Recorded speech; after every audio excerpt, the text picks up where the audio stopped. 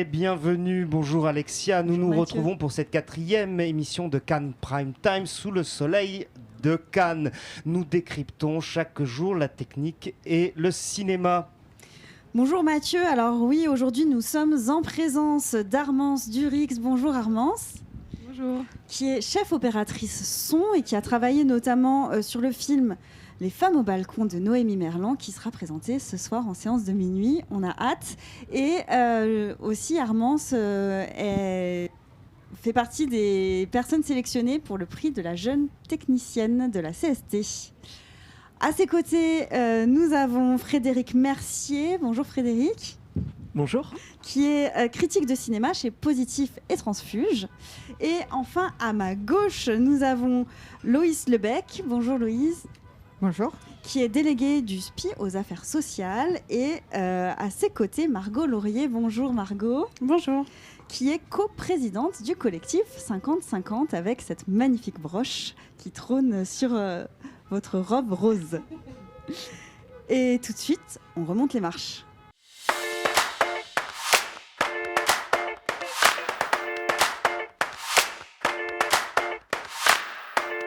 Eh bien, nous avions 3 films hier dans la compétition officielle.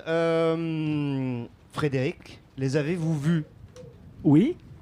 Alors, on va les prendre dans l'ordre de présentation. Nous avions le film d'Emmanuel Parvoux, 3 km jusqu'à la fin du monde. C'est un film construit autour d'un drame et de l'enfermement d'un jeune adolescent. Qu'en avez-vous pensé ? J'ai trouvé le film... Je trouve que le projet est réussi, c'est-à-dire que ce que veut nous raconter le film, c'est-à-dire sur effectivement l'enfermement d'un jeune homme dans une Roumanie provinciale, prisonnier à la fois, on va dire, d'une tradition et à la fois de la modernité auquel lui il a été confronté.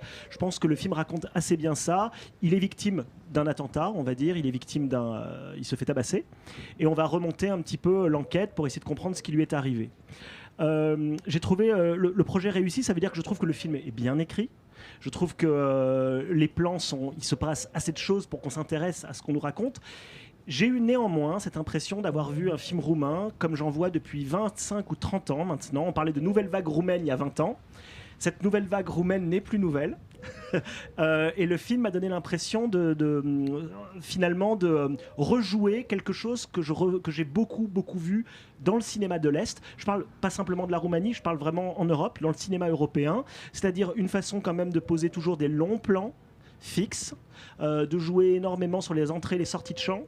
Et puis pour nous raconter finalement l'éternelle histoire de la corruption dans ces pays-là, avec, on va dire, des personnages qui marmonnent des excuses, des faux semblants pour pouvoir aller au bout de leur volonté, c'est-à-dire, en fait, garder leur position sociale et ne pas forcément remettre en cause leurs préjugés ou ce à quoi ils pourraient avoir à se remettre en cause en fonction de ce qui s'est passé. Voilà. Et le film, finalement, dramatiquement, est assez figé, c'est-à-dire qu'à l'origine, les parents ne comprennent pas, je veux dire, l'homosexualité de leur fils. C'est ça, on va rentrer dans le vif du sujet. On peut le dire, ça arrive très vite dans le film, de toute façon. Vite, mais surtout, on l'a compris immédiatement. Voilà, je veux dire, ça arrive très vite dans le film et on a compris immédiatement. Et en fait, jamais la position des parents ne va changer en fonction des différentes positions des différents protagonistes dans l'histoire. C'est-à-dire, à la fin, finalement, il n'y a pas du tout d'évolution, il n'y a pas de prise de conscience, il n'y a pas de remise en question. On est au point mort et on termine au point mort. Faut dire que c'est aussi figé que les plans. Merci Mathieu. je garde ce quote pour l'affiche. Autre film présenté hier, c'était le film de Yorgos Lanthimos avec Kinds of Kindness. Il y a un travail aussi sur le son qui est assez présent, surtout au début du film. Le film s'ouvre sur une musique assez entraînante. Qu'est-ce que, Frédéric, vous en avez pensé ? Et puis après, on parlera un petit peu du son. Le film débute effectivement, on entend de façon tonitruante Sweet Dreams de Rhythmix, qui est chanté et qui, d'une certaine façon, introduit l'une des thématiques du film, qui est peut-être les rêves auxquels les personnages vont s'accrocher. Moi, j'aime énormément ce cinéaste. C'est un cinéaste que je trouve extrêmement inventif. Je trouve que c'est quelqu'un qui a créé un ton, qui a créé un univers, qui a créé véritablement une façon de faire du cinéma. Ce qui m'a beaucoup intéressé, c'est que ces deux précédents films, c'est-à-dire les deux précédents, La Favorite et Pauvre créature, qui a gagné le Lion d'Or cette année à Venise, sont des films où, d'une certaine façon, arrivant à Hollywood avec Emma Stone, il avait un tout petit peu infléchi, on va dire, la pente de son cinéma. Il avait un petit peu arrondi. Mais ça donnait un spectacle extrêmement drôle, extrêmement jubilatoire. Et là, ce qui m'a fait plaisir, c'est que d'une certaine façon, il est allé chercher un autre public. Et ce public, maintenant qu'il l'a accaparé, moi je le vois auprès d'étudiants, je le vois auprès de mes neveux et nièces qui sont plus jeunes, qui adorent le cinéma de Lanthimos, et bien à ce moment-là, il leur ressort aujourd'hui un film qui ressemble véritablement à ce qu'il faisait en Grèce, mais tourné à la manière de son dernier film de Mise à mort du cerf sacré, qui était à Cannes pour le coup. On peut d'ailleurs dire que c'est le même scénariste. Alors, c'est le même scénariste, et on est dans un film qui formellement ressemble beaucoup à Mise à mort du cerf sacré, c'est-à-dire des plans larges, très larges, des décors qui sont totalement raréfiés. On est plongé dans une Amérique fantomatique, avec des plans larges, des plans longs, des plongées, des contre-plongées, parfois d'utilisation de grands angles. Oui, de distorsion souvent. Oui, distorsion, mais moins. Alors, il n'utilise pas le fisheye qu'il a beaucoup réutilisé dans ses deux précédents films. Et on est dans un film avec ce scénariste dont vous parlez, quoi il est, à ce moment-là où c'est un triptyque, c'est une sorte d'anthologie, on pourrait dire. C'est 3 histoires avec les mêmes comédiens, Jesse Plemons et Emma Stone, qui vont jouer dans ces 3 histoires des sortes de variations autour de questions, on va dire, sur la servitude volontaire. C'est un des thèmes du film, où est évidemment la question de la religion, qui est très importante dans le film, et le film va tisser des variations et des échos de sketch en sketch, l'un à la suite des autres. Ce qui est très réussi pour un film à sketch, c'est que je trouve qu'il n'y a aucun sketch qui est faible, je les trouve tous très réussis. Je trouve le film extrêmement étrange, extrêmement déroutant, on ne sait pas très bien où on va. C'est peut-être le petit défaut du film, c'est que d'une certaine façon, à force d'être toujours bizarre, le bizarre devient la norme. Et à un moment donné, le bizarre ne fait plus toujours un effet complet, puisque on sait que le plan suivant sera toujours aussi étrange. Néanmoins, c'est extrêmement bien dialogué, extrêmement bien interprété. Les dialogues sont brillantissimes, c'est très drôle, c'est très cruel, c'est très méchant. Et le spectateur est sans cesse face à des questions.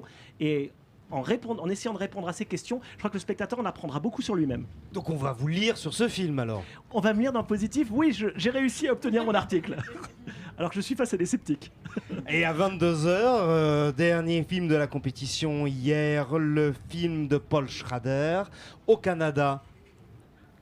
Alors, moi, je suis pas un schraderien, comme on dit, contrairement à Lanthimos, que je suis comme ça. J'ai plutôt aimé le film, en fait. J'ai plutôt aimé le film. C'est un film à combustion assez lente. Alors, pour aller vite, c'est l'histoire d'un cinéaste engagé qui, à l'article de la mort, se retrouve filmé devant d'anciens étudiants, et il va se confesser. Hein. C'est une sorte de... Ce sont les confessions d'un vieil homme hanté. Oui, alors... Ceux qui connaissent un peu le scénariste Paul Schrader et qui savent que Paul Schrader a été le scénariste notamment Taxi Driver et donc de films de Martin Scorsese retrouveront, on va dire, les thèmes du cinéaste Paul Schrader, les thèmes de Martin Scorsese, et notamment, c'est presque une forme de leur cinéma, presque une forme narrative, hein, du récit chez eux, c'est l'idée de la confession impossible. C'est quelque chose qu'on retrouve dans tous les films de Scorsese, depuis Raging Bull ou Taxi Driver, jusqu'à Shutter Island, jusqu'au dernier Irishman et même le film Killer of the Flower Moon. C'est un film qu'on retrouve chez Schrader. L'idée qu'à un moment donné, un homme voudrait dire sa vérité, et qu'à force de ne pas réussir à affronter lui-même son propre enfer et sa propre vérité, passe son temps en digression à essayer de partir dans toutes les directions. Petit changement dans cette histoire-là, c'est que cet homme est très âgé, et que cet homme a peut-être parfois la mémoire qui lui joue des tours, mais également sa conscience qui parfois lui joue des tours, si bien qu'on ne sait pas très bien par moment ce qui est de l'ordre de la vérité, ce qui est de l'ordre du mensonge, pour essayer à un moment donné de dire voilà le choix que j'ai fait, à quel moment de ma vie j'ai fait ce choix-là. C'est un film à combustion lente, je l'ai trouvé sur le coup assez attachant, mais assez anecdotique.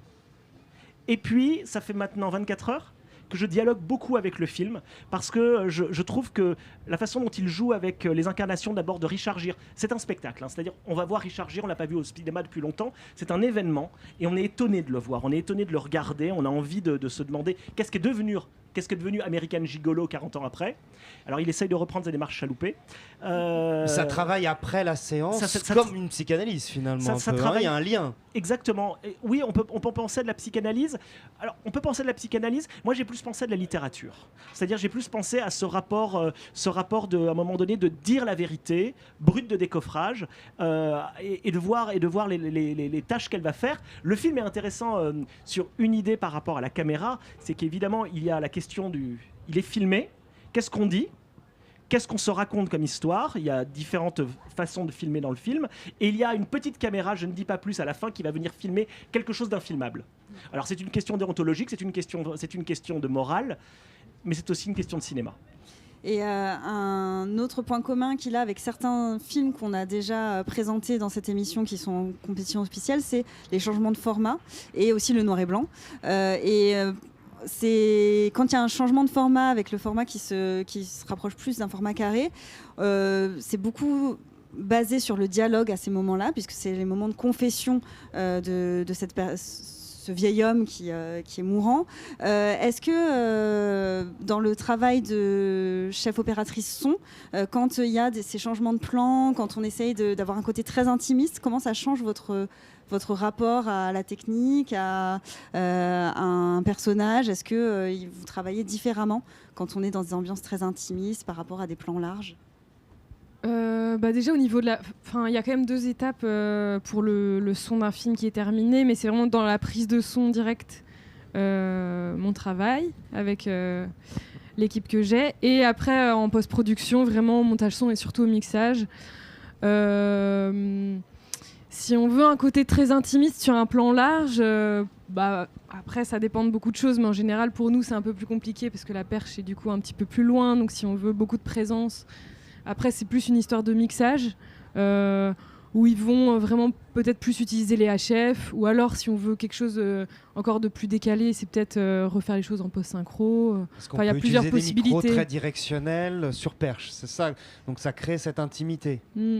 Non, parce que exactement. En fait, bon après là on rentre dans un procédé technique que les mixeurs parleront peut-être mieux que moi, mais plus les micros sont directionnels avec des tubes à interférence, etc., et les voix sont pas forcément les plus qualitatives, donc on met moins naturel, et voilà. Et si on veut un truc très intimiste, donc c'est plus une combinaison avec la perche et le HF qui va être dosé au mixage, et après c'est des traitements de mixage ils peuvent aussi réussir à rapprocher un peu des voix. Enfin voilà, c'est un travail, mais dont je ne pourrais pas parler.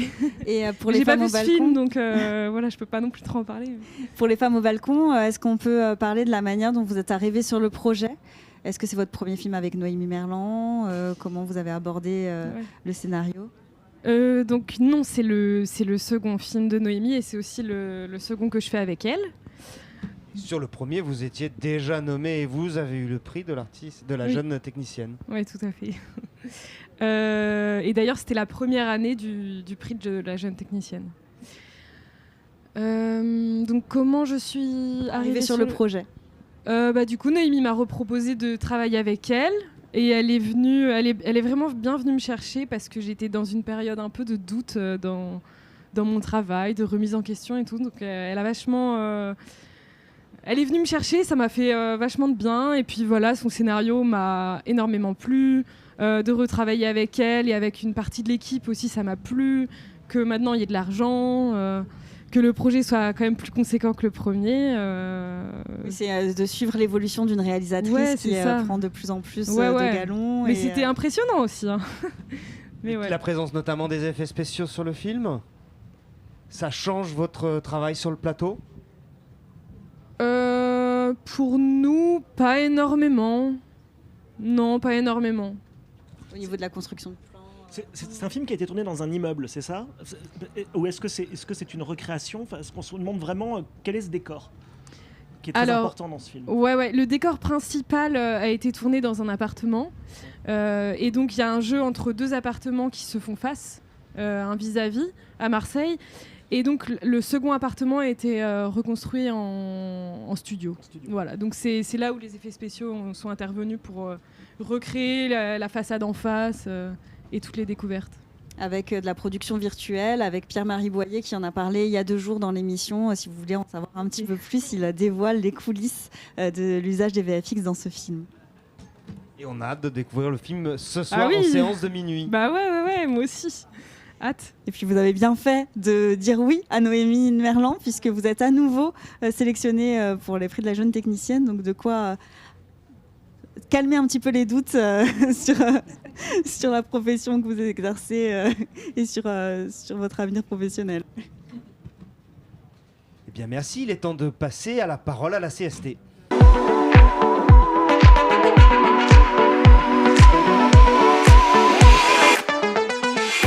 Les VHSS sont sur le devant de la scène médiatique en ce moment. C'est un sujet qui est traité depuis longtemps au sein de la CST. Margot Laurier et Louise Lebec, merci d'être venues parler de ces sujets-là avec nous aujourd'hui. Margot, est-ce qu'on peut parler un peu des grandes directions du collectif 50-50, déjà le présenter et puis expliquer un petit peu ce que vous faites au sein de ce collectif? Alors le collectif 50-50, c'est un collectif qui milite pour l'égalité, la parité et la diversité dans le cinéma et l'audiovisuel. Le collectif a été créé en 2018 et il s'est lancé fort sur une image d'une montée des marches uniquement des femmes à Cannes, justement, en 2018. Depuis, il y a eu plusieurs conseils d'administration. On a augmenter beaucoup le nombre d'adhérentes et d'adhérents et on essaye d'avoir un vrai pouvoir politique avec on a des dialogues avec de nombreuses personnes afin de faire avancer les choses. Et dans quelle direction pour dans la meilleure, si possible. L'année 2025 Pour l'année 2025, en fait, il y a une chose auquel on tient beaucoup, c'est continuer à poursuivre les chantiers en cours depuis le début du collectif, parce qu'en fait, c'est ça aussi qu'on voit qui rend le collectif efficace, c'est de continuer et persister sur nos sujets. Donc, pour l'inclusion, c'est... En fait, finalement, tout est lié, parce que là, on parle de VHSS, mais l'inclusion, c'est aussi un premier chapitre pour lutter contre le VHSS, mais on a un programme de mentorat où on a 2 sessions par an où on prend 25 jeunes qu'on essaye de suivre après pour les insérer dans le milieu professionnel. On a aussi la Bible 50-50 parce que au départ, quand on s'est renseigné sur mais pourquoi il n'y a pas de parité dans le cinéma, on nous disait on ne sait pas comment contacter les techniciennes. Et ben maintenant, on a cette Bible 50-50 qui nous permet d'avoir accès à tout le monde comme ça. Donc ça, c'est pour la poursuite des chantiers. Ensuite, on poursuit le chantier VHSS, justement. Donc le collectif a été vraiment engagé aussi dans la nouvelle... la formation obligatoire pour tous qui aura lieu normalement en septembre. J'étais pas sûre du moment. Donc on a aussi beaucoup travaillé sur ça, avec le CNC notamment. Ensuite, pour cette partie-là, en gros, on a tout un travail de lobbying tout le temps avec des présences dans les festivals et on lance 2 nouveaux grands chantiers pour 2025, c'est sur les écoles. Donc on a rencontré à la fois... Les écoles de cinéma. Les écoles de cinéma, tout à fait. On a rencontré des responsables pédagogiques, mais aussi des étudiants. On essaye de faire comme une étude pour savoir ce qui nous permettrait d'accéder à un peu plus de diversité. Pour ce qui est de la parité, il y a encore du travail, mais on est déjà un peu plus avancé. Mais là, c'est surtout sur la diversité qu'on se pose cette question-là. Donc il y a ce chantier sur les écoles. Il y a aussi un chantier sur les substances psychoactives qu'on a lancé à nos assises en décembre dernier sur la place des substances psychoactives dans notre industrie, qui souvent aussi amènent à des situations complexes où des débordements. Les débordements, c'est ça, où ces substances font tomber toutes les barrières. Donc on travaille sur la place de ces substances dans notre industrie. Et aussi, notre grande nouveauté, en novembre, on va organiser... Alors nous, le temps fort de notre année avec 50-50, ce sont nos assises qui ont lieu... en décembre généralement. Cette année, c'était à l'Institut du Monde Arabe. Cette année, on va avoir aussi une journée diversité qui aura lieu en novembre pour mettre un coup de projecteur sur ces sujets-là qui sont indispensables dans notre industrie aussi. Puis vous sortez régulièrement des chiffres. Exactement, on poursuit notre travail d'études. On en a dévoilé une hier sur justement la parité et la diversité dans les festivals. Donc c'est aussi une vraie activité du collectif parce qu'en fait en voyant les chiffres c'est beaucoup plus simple de se rendre compte des inégalités présentes. Oui, ça permet de faire de la communication, notamment vous êtes très actifs sur les réseaux. Exactement, oui. On a une super personne qui s'occupe de notre communication et en mettant vraiment en avant toutes ces choses où on voit que le chemin est encore long mais le chemin est entamé au moins. Alors avec la couverture du Libération d'aujourd'hui, on voit que c'est effectivement une question française, mais il y a aussi une dimension internationale. Et je crois que c'est la question que vous allez, la question qui va être traitée demain lors d'une table ronde. Vous pouvez nous la présenter ? Oui, alors c'est une table ronde qu'on fait en partenariat avec l'Institut français et la Fabrique des cinémas du monde. C'est un partenariat qu'on a lancé l'an dernier avec le collectif et l'Institut. L'an dernier, on avait fait la table ronde sur la parité dans l'industrie du cinéma avec des regards croisés internationaux. Cette année, on voulait faire l'épisode 2 de OK, on a parlé de parité, maintenant qu'en est-il de la lutte contre les violences sexistes et sexuelles. On se rend compte quand même qu'on ne peut pas ne pas reparler de parité pour traiter de la lutte contre les violences en fait. Donc en fait ce sera plutôt de la lutte contre de la parité à la lutte contre les violences. Ça aura lieu demain après-midi à 15h. Je crois, sur le stand d'Unifrance. Oui, sur le stand de l'Institut français, tout à fait. Et on recevra du coup plusieurs représentantes de collectifs à travers le monde. On a une représentante de Suède, une monde arabe du collectif qui s'appelle Rawiyat. On en a une qui vient du Chili. Qui est activiste et productrice et actrice également. Et enfin, la dernière vient de Jamaïque. Armance, vous êtes adhérente de 50-50 ? Non, pas encore. Pas encore. Rejoins-nous. Ben oui, avec plaisir, avec plaisir. Et est-ce qu'on peut aborder un peu la question, Louise, de l'ambassadeur référent ? Qu'est-ce que c'est ? Quelles sont les nouveautés autour de ce titre ? Alors, hier, nous avons signé des avenants à la Convention collective de la production cinématographique pour améliorer la prévention, le signalement et le traitement des VHSS dans le cinéma, en court et en long métrage.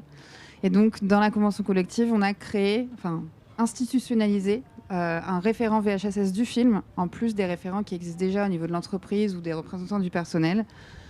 Un référent dont le rôle va être à la fois de participer à la prévention, d'informer les techniciens, les techniciennes et les artistes, de les orienter aussi vers les ressources utiles, mais aussi d'accueillir la parole et de transmettre tous les signalements à la production qui devra, dans ce cas-là, sans délai, mettre en œuvre immédiatement des mesures. Donc ce sera une des personnes de l'équipe, comme il y a des délégués du personnel. Voilà. Exactement. Désignée de quelle manière ? Alors, il faut déjà que cette personne soit volontaire. Donc c'est elle qui le producteur doit demander qui dans l'équipe est volontaire et formé. C'est-à-dire que le référent qui n'est plus formé, c'est fini, c'est révolu. Il faut obligatoirement avoir suivi la formation référent proposée par la CST, par exemple, avec le groupe EGAE de 3 jours pour pouvoir accéder à cette mission-là. Et c'est quasiment obligatoire dans le sens où dès lors qu'il y a une personne qui est volontaire et formée dans l'équipe, on est obligé de désigner un référent, ou des référents d'ailleurs, sauf s'il y en a déjà un au niveau de l'entreprise, donc parmi les permanents. Et ce rôle sera indemnisé aussi en long métrage. Il y a une indemnité qui est prévue hebdomadaire. Et du coup, il peut y avoir plusieurs référents, malgré tout, pour un tournage. Tout à fait. Le but aussi, c'est de pouvoir couvrir au maximum toutes les phases de production du film. Pas seulement le tournage, mais aussi la prépa et la post-production. Donc, on peut avoir plusieurs référents simultanément, mais également plusieurs référents qui vont se succéder sur un film. Et est-ce qu'on peut dire 2 mots peut-être sur le plan de prévention de l'entreprise ? Alors effectivement, dans la convention collective, on a aussi rappelé et renforcé beaucoup de dispositions sur la prévention que doivent mettre en œuvre les producteurs. Donc en gros, sur chaque projet, il faut vraiment identifier les risques et mettre en place des mesures pour les corriger, les limiter au maximum. Tourner à Paris ou tourner en région, ça implique pas forcément les mêmes risques. Et, la façon dont on est logé, la composition de l'équipe, est-ce que les gens se connaissent pas, quel âge ils ont, est-ce qu'ils sont expérimentés ou pas. Donc tout ça, c'est des paramètres à prendre en compte pour ensuite mettre en œuvre une politique de prévention sérieuse, notamment sur les VHSS. Et comment vous avez fait pour lister, pour pour faire une liste de paramètres? Est-ce que ce sont des discussions qu'il y a eu avec des professionnels, des gens du terrain? Alors, on a vraiment avancé main dans la main, si je puis dire, avec les syndicats de salariés et les syndicats d'employeurs. Donc, les syndicats de salariés, il y avait à la fois des artistes et des techniciens qui étaient présents pour prendre en compte au maximum les remontées de terrain et les retranscrire derrière dans la convention collective. Et je rappelle qu'il y avait aussi déjà en 2022 le kit de prévention des VHSS, qui avait été publié d'ailleurs avec le collectif 50-50, où on avait déjà fait tout ce travail d'identification des risques. Donc finalement, il y a déjà des outils qui permettent aux entreprises de bien mettre en place leur plan de prévention. Il y a également un nouvel avenant à la convention collective. Qu'est-ce que c'est? Alors, donc il y en a deux. Il y a celui qui traite des violences sexuelles, donc prévention, etc. Également, on renforce le rôle du CCHSCT, qui est notre instance. On va expliquer ce que c'est. Désolée, on a beaucoup d'acronymes dans la convention collective. On fera un glossaire à la fin de l'émission. C'est une instance dédiée à la santé et la sécurité des salariés dans la production cinéma. Il y a un salarié qui est expert de ces questions-là, qui visite les tournages, qui peut être appelé et par les employeurs et par les salariés pour prendre des conseils. C'est au-delà des VHSS. C'est au-delà des VHSS. Et là, on va renforcer ces moyens pour les questions de VHSS justement et de risques psychosociaux de façon générale, que ce soit les problématiques de harcèlement sexuel ou de harcèlement moral.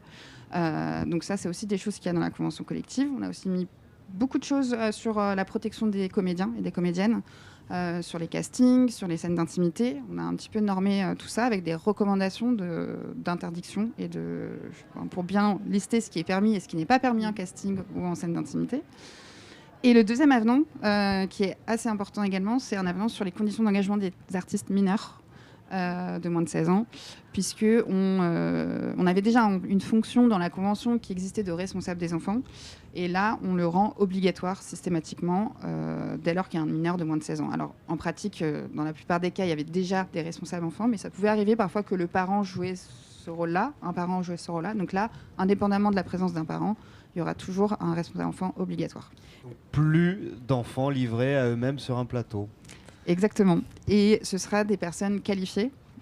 Et on vérifiera également, évidemment, s'ils n'ont pas fait l'objet de condamnations incompatibles avec leurs fonctions avant de les recruter. Et on parle beaucoup des tournages, mais est-ce que ça s'applique aussi aux studios d'animation, de VFX et à la post-production, toutes ces choses qui ont été rajoutées? Alors, pour le moment, c'est que la production cinématographique et de films publicitaires. On va faire le même travail très rapidement dans la production audiovisuelle et en production de films d'animation, il y a peut-être plus de choses adaptées un petit peu différemment parce que les conditions de travail ne sont pas exactement les mêmes. Mais je pense que là, le but, c'est que la production cinématographique puisse être un exemple et s'aimer dans les branches voisines. Donc on rappelle que le groupe EGAE, qui est partenaire avec la CST, délivre ses formations VHSS et déjà 250 ambassadeurs référents depuis janvier 2022 ont été formés et on espère que ça va être de plus en plus important et que ces nouvelles informations vont permettre de faire encore évoluer les choses. Bien, je crois que c'est le moment de la petite interview. Alors, je suis Yves-Marie Omnes, je suis ingénieur du son depuis très longtemps maintenant. J'ai d'abord été perchman pendant très longtemps, une dizaine d'années, et je suis devenu ingénieur du son en 2005, donc ça fait 20 ans. Mon premier festival de Cannes, j'en ai pas fait tant que ça, mais le premier était en 2001. J'étais perchman et j'étais venu pour le film de Catherine Corsini, La Répétition, qui était en sélection officielle.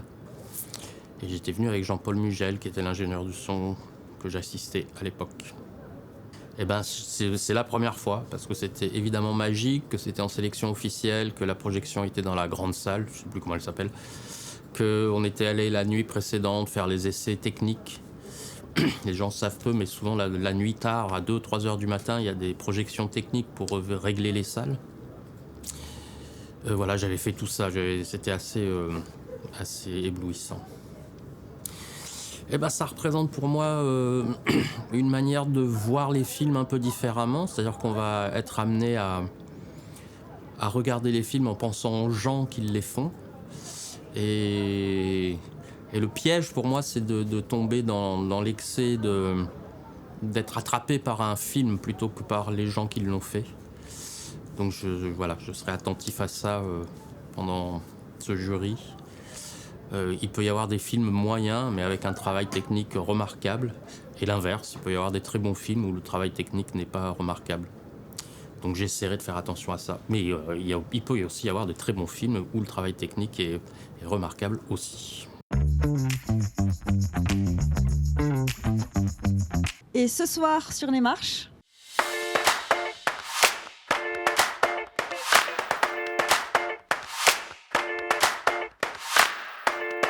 c'est le retour de Chia Zhangke avec Feng Liu Yidei. Et tout à fait, une histoire qui se passe dans la Chine des années 2000. C'est une histoire passionnée d'amour et l'être aimé disparaît. C'est une quête à sa recherche. Zhangke traverse effectivement cette histoire d'amour et la Chine en pleine mutation. C'est un film épique, on pourrait dire. Pour s'entourer de chefs opérateurs, le réalisateur Lee Kuan-yew, qui avait déjà présenté le film Love Will Tear Us Apart en 99, signe la photographie avec Éric Gauthier, membre de l'AFC, et qui avait été notamment le chef-op de Star at Noon, du film de Claire Denis, Grand Prix ex-aequo en 2022. Et pour collaborer avec lui au son, Zhang Yang, qui avait déjà travaillé avec Zhangke sur Les Éternels, présentés il y a quelques années à Cannes. Sinon, ce soir, nous avons un habitué du festival, Jacques Audiard. Effectivement, Jacques Audiard revient à nouveau au Festival de Cannes avec Emilia Pérez. Emilia Pérez, c'est l'histoire de Rita, qui est surqualifiée et surexploitée dans son cabinet d'avocat, qui est un cabinet un peu véreux. Et elle va avoir un moment une porte de sortie un peu inespérée qui va s'ouvrir à elle, aider le chef de cartel Manitas à se retirer des affaires et à réaliser le plan qu'il peaufine en secret depuis des années, devenir enfin la femme qu'il a toujours rêvé d'être. Alors Audiard, il va être à nouveau accompagné à l'image de Paul Guillaume, qui avait déjà signé la photographie du film Les Olympiades en 2021, également présenté au Festival de Cannes, comme quasiment tous les films de Jacques Audiard. La chef décoratrice revient également au Festival de Cannes après son travail sur la Palme d'Or de l'an dernier, Anatomie d'une chute, de Justine Triet. Et au son, Erwan Kerzaneh, un autre habitué du Festival de Cannes, que nous allons d'ailleurs accueillir demain ici pendant les Cannes Prime Time, et également au son, et également invité, non pas pour les Cannes Prime Time, Mathieu, mais pour les Cannes techniques de ce lundi 20 mai, Cyril Hotz, qui va être le mixeur son de ce film, que nous aurons donc le plaisir d'accueillir lundi prochain. Avant de vous dire à demain, je crois, Frédéric, vous l'avez déjà vu ce matin ? Oui, une telenovelas queer musicale. Je pensais pas un jour voir ça au Festival de Cannes. Jacques Audiard l'a fait. J'aurais pas pensé non plus que Jacques Audiard le ferait. Et je pense que c'est la grande séance plaisir du festival. Et puis, c'est une comédie musicale. Une inventivité incroyable, notamment en termes de comédie musicale. Il fait des choses qu'on n'avait jamais vues dans les comédies musicales. C'est-à-dire qu'il ne fait pas que des numéros musicaux. Il fait aussi des apartés musicales. Il fait aussi du récitatif. Enfin, il réinvente presque. Enfin, en tout cas, il adapte la comédie musicale à l'heure actuelle, à l'heure aussi des réseaux sociaux, du karaoké. Il cite Napoléon Gans avec un triptyque, avec une chorégraphie avec 3 écrans, split screen. On sent vraiment un Jacques Audiard qui s'amuse et qui se libère. Donc avant de se retrouver demain, on se retrouve ce soir à la séance. Au revoir. Au revoir, merci à tous. Au revoir, merci beaucoup.